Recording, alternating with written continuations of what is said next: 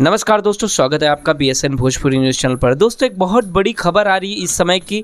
समर सिंह जो दोस्तों 9-10 महीना पहले दोस्तों जेल में गए थे आकांक्षा दुबे सुसाइड केस में, जो बहुत बड़ी संगीन आरोप लगे थे कि आकांक्षा दुबे सुसाइड केस में समर सिंह के ऊपर। लेकिन समर सिंह इस समय दोस्तों जेल से रिहा हो गए हैं, बेल पे समर सिंह की जमानत हो गई है।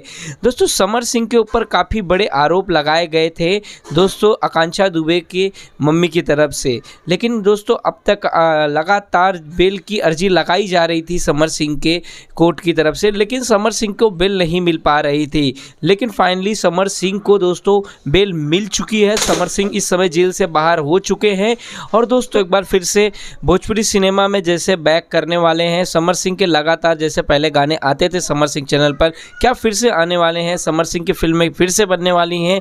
ये तक समर सिंह का कोई ऐसी फोटो या पिक दोस्तों अब तक कोई वायरल नहीं हुआ है। सूत्रों से ही पता चला है कि बहुत सारे समर सिंह के करीबी लोग जो सोशल मीडिया पे पोस्ट करके बोल रहे हैं कि समर सिंह इज़ बैक।